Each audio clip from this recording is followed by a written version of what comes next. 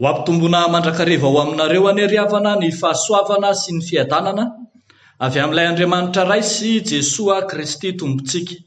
Amen. Ivavaka isika. Mbola velom-pisaorana anao indray izay Andriamanitro, lay Andriamanitra mombanay mandrakariva ambara-pahatonga ny fahataperan'izao tontolo izao araka ny teninao. Mideranao izay no ny tombonandrom-pahavelomana izay omenao anay. Mideranao zahay no ny fahasoavana rehetra izay narotsakao teo amin'ny fiainanay. Eny mideranao zahay no ny mbola anekenao anay, handre ny teninao, handray ny hafatra ao amin'ny sitraponao, ary azavao amin'ny alalan'ny fanainao masina ny teny toetra betsaka ty anatinay mba tsy hanotanay aminao. Dia vifanay masino mialoava lalana ty anatin'ny fonay, andraisanay ny teny sy ny hafatra azy omenao anay amin'ity andro anio ity. Amin'ny anaran'i Jesoa Kristy tomponay no anaovanay sy angatanay izany. Amen. Ny bokon'ny Jeremia mpaminany toko 2:12 ny andininy 1 hatramin'ny 7 no mofonaina voalahatra ho antsika anio ry havana. Jeremia toko 2:12 andininy 1 hatramin'ny andininy 7 ihany. Vakitsika amin'ny anaran'ny Tompo manao hoe: raha mifandahatra aminao aho Jehova, dia ianao no marina, nefa kosa aoka ihany mba handahatra aminao aho. Nahoana ary no ambinina ny lalan'ny ratsy fanahy? Nahoana no miadana ny mpiodina rehetra? Nambolenao izy ka dia miorom-paka, mitombo izy ka dia mamoa. Manaiky anao amin'ny vavany izy, nefa manalavitra anao amin'ny fony. Fa ianao Jehova, mahalala ahy, mahita ahy ianao, sady mizaha toetra ny foko ny aminao. Sario toy ny ondry hovonoina ireny, ary atokany ho amin'ny andro hamonoana. Ray masino, manamasinanay amin'ny fahamarinana, ny teninao no fahamarinana. Amen. Ny mpaminany Jeremia ry havana, hatramin'izay nahafantarantsika azy, dia miavaka loatra noho ilay fitarainany eo anatrehan'Andriamanitra. I Jeremia mpaminany, ilay mpaminany mpitaraina eo anatrehan'i Jehovah Andriamanitra, ary misy mihitsy aza no miteny manao hoe i Jeremia ilay mpaminany be ranomaso, mitaraina an-dranomaso eo anatrehan'i Jehovah ny amin'ny hetahentany sy ny faniriany, ny aminy sy ny amin'ny vahoaka. Ary fantatsika loatra fa i Jeremia dia isan'ireo niaina tamin'ny fidinana na ny fandehanana tany apahababona tany Babilôna, ka nahatonga ny fitarainany fatratra teo anatrehan'Andriamanitra izany.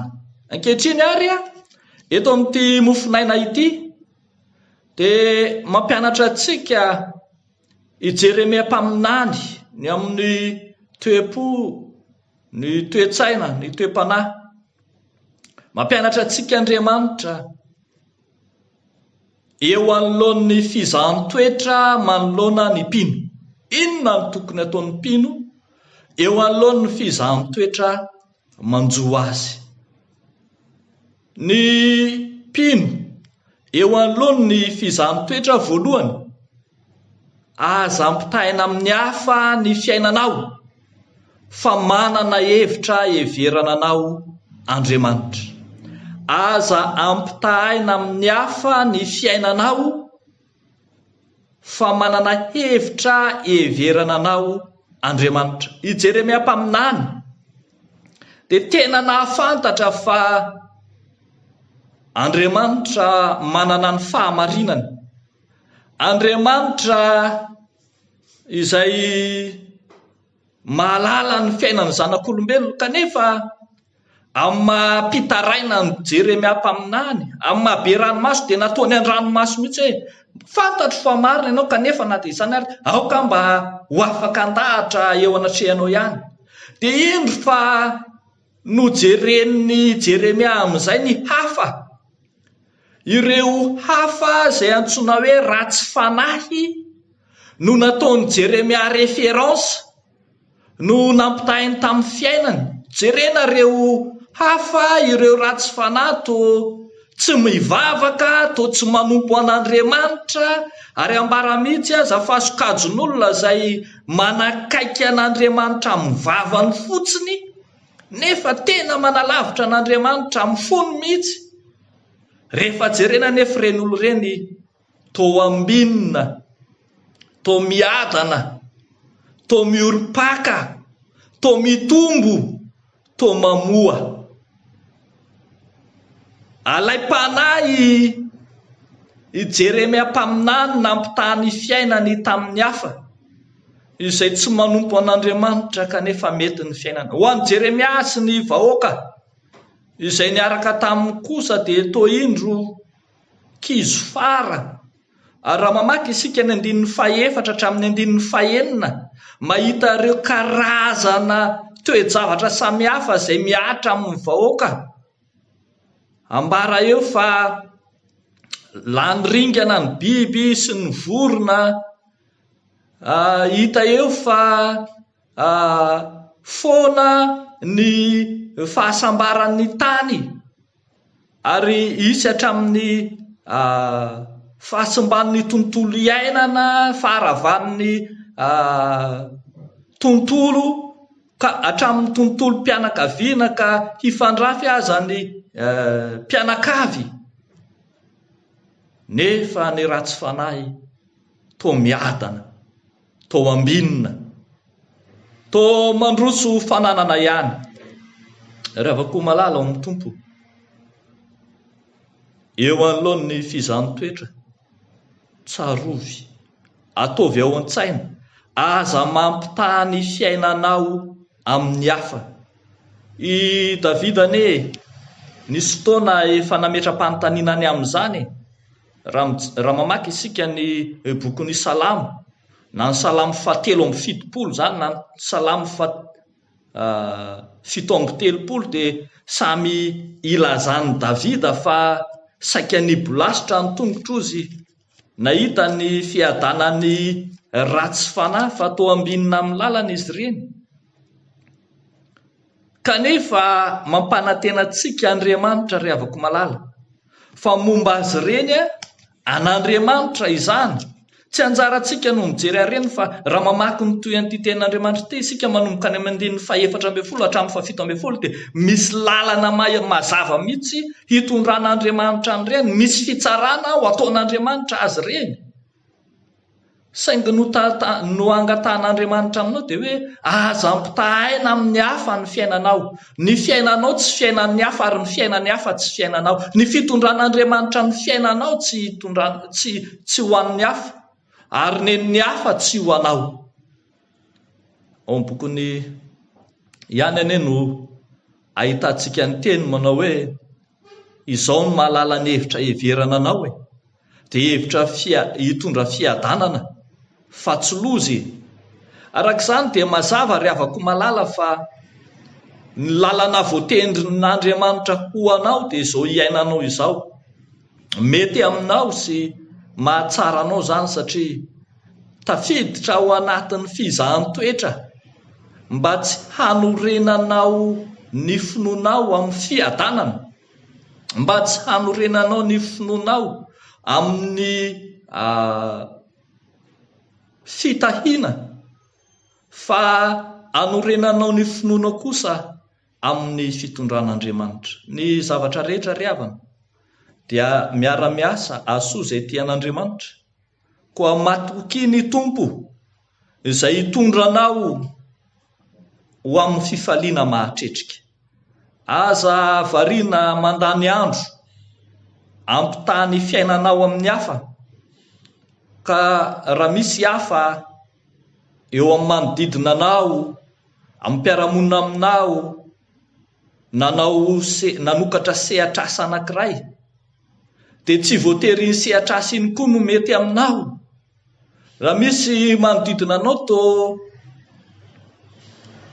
nanokatra fivarotana, tsy voatery ny fivarotana iny koa no mety aminao, fa samy manana ny lalana hitondran'Andriamanitra. Ny anjarantsika dia ny manontany amin'Andriamanitra ny amin'ny tokony ataontsika mandrakariva. Aza ampitahina amin'ny hafa ny fiainanao, fa manana hevitra heverana anao Andriamanitra. Fa ho an'ny mpino eo anoloan'ny fizahan-toetra dia fantaro fa hain'Andriamanitra ianao. Ho an'ny mpino eo anoloan'ny fizahan-toetra dia fantaro fa hain'Andriamanitra ianao. Ny 9 dia milaza hoe: ianao Jehova ô mahalala ahy, mahita ahy ianao sady mizaha toetrany foko aminao. Eto dia ampiasain'ny Jeremia mpaminany daholo reto voambolana 4 izay mitovy dika: mahalala, mahita, mizaha. Mahalala, mahita, mizaha, voambolana 3 izay mitovy dika. Tena entina ilazana zany fa mahalala ny azy Andriamanitra. Entina ilazana zany fa fantatr'Andriamanitra ny olony, ka hain'Andriamanitra hatramin'ny antsipiriany mihitsy izy, na ny ivelany na ny anatiny, eny hatrany anaty aty fanahany sy ny fisainany sy ny fony, dia hain'Andriamanitra. Hain'Andriamanitra ny fifaliana izay hatrehany, hain'Andriamanitra ny fisentona izay ananany, hitan'Andriamanitra ny adi-tsaina sy ny fizahan-toetra izay mahazo ny olona. Ry Davida ihany koa ane nisy fotoana any amin'ny Salamo 8:30 efa niteny an'izany manao hoe: Jehova ô, efa nandinika ahy ianao ka mahalala, ianao no mahalala ny fipetrako sy ny fitsangako, sady mahafantatra ny hevitro eny lavitra eny. Voadinikao no toetro ka mandeha aho namandry, fantatrao tsara ny alehako rehetra. Indro tsy misy teny tsy fantatrao amin'ny lelako Jehova, hoy Davida. Andriamanitra mahalala ny azy, mahafantatra ny voafidiny, zany no Andriamanitra ny Baiboly. Ary no amafisan'i Jesosy Kristy zany, rehefa nanao fampianarana mahakasika ny mpiandry tsara izy, dia niteny mihitsy manao hoe: izao ny mpiandry tsara, fantatro ny ahy sady fantany aho. Fantatro ny aho izy sady fantany aho. Ny amin'ny Jaona 10:10. Ry havako malala ao amin'ny Tompo, tsarovy ary fa hain'Andriamanitra ianao, fantatr'Andriamanitra ianao. Tsy misy miafina eo anatrehan'Andriamanitra ny fiainanao, mianjahanja eo anatrehan'Andriamanitra ny mombanao manontolo, eny hatramin'ny atsipiriany sy izay miafina indrindra aza. Tsy misy azo afenina eo anatrehany. Fantatr'Andriamanitra ny adinao, fantatr'Andriamanitra ny fizahan-toetra mahazo anao, ary Andriamanitra izay mahalala, tsy mahalala fe mahalala fotsiny ka dia hoe dia efa fantatro izahay ry anaka, fa Andriamanitra mahalala, Andriamanitra mahita, Andriamanitra mizaha, dia ilay Andriamanitra miantsehatra, Andriamanitra mandray an-tanana ny fiainan'ny mpanompony, Andriamanitra izay vonona hifanometanana amin'ny olony izay fantany, tahaka ny nafantaran'ny olony ny fahorian'ny olony tany Egipta, dia hidinao izao ozy ka hamonjy azy. Tahaka ny nafantaran'i Jesoa Ireo rehetra manana etaeta mila vonjy teo anatrehany dia indro Jesosy namaly izany ka nanasitrana ny marary, ny tsabo ny tsy salama, nampandeha ny mandringa, nampahiratra ny jamba, nampiteny ny mona ary namoaka ny demonia. Fantatr'Andriamanitra ny fahorian'ny olona. Izany anie nahatonga an' Jesosy rehefa nahita an'ireo vahoaka betsaka dia raha nahita azy Jesosy dia onena azy. Jesosy onena, Jesosy nanome sakafo ireo vahoaka betsaka ka nanome ny mofo 5 sy hazan-drano 2 nahavoky ny vahoaka 15,000. Tsy mijanona onena fotsiny Andriamanitra, tsy mijanona mahalala fotsiny Andriamanitra, tsy mijanona hoe mahita sy mizaha fotsiny izy, fa indro mandray an-tanana ny fiainan'ny vahoakany mihitsy. Ianao izay ao anaty ady sarotra, ao anaty fizahan-toetra, ianao izay mitaraina amin'Andriamanitra ka manao an-dranomaso izany ankehitriny, tsarovy fa hain'Andriamanitra ianao. Tsy afaka miala eo anatrehan'Andriamanitra ianao, tsy afaka mihodina eo anatrehan'Andriamanitra ianao, fa hain'Andriamanitra ny mombanao manontolo. Arak'izany ry havako malala, matoky azy fa andray an-tanananao izy. Dia ho an'Andriamanitra irery ny voninahitra, ho amintsika kosa izany tenin'Andriamanitra izany. Amen. Hivavaka isika. Misaotra anao izay Andriamanitra, ny amin'ny teny manome toky, ny amin'ny teny izay toa mandresy lahatra anay fa tsy miala aminay ny teny fikasanao. Misaotra anao izay tompony amin'izany. Ankehitriny ary miombona izahay amin'ireo vavaka an-dranomaso rehetra mitaraina eo anatrehanao. Miombona izahay amin'ireo izay mitaraina fatratra eo anatrehanao noho ny adiny fiainana, noho ny fizahan-toetra mahamay, noho ny fiainana maro samihafa. Tompo, jereo amin'indra fonao re izy ireny. Fantatray fa hitanao ny mahazo ny tsiraray avy. Fantatray fa hainao amin'ny atsipiriany fa dia mianta eo anatrehanao izahay. Eny, fantatray fa Andriamanitra marina ianao kanefa na izany aza dia mamelaha anay mba handahatra eo anatrehanao, mihaino vavaka ka mamalia. Amin'ny anaran'i Jesosy Kristy Tompo, ilay mpamonjy anay, no anaovanay sy angatanay izany vavaka izany. Amen.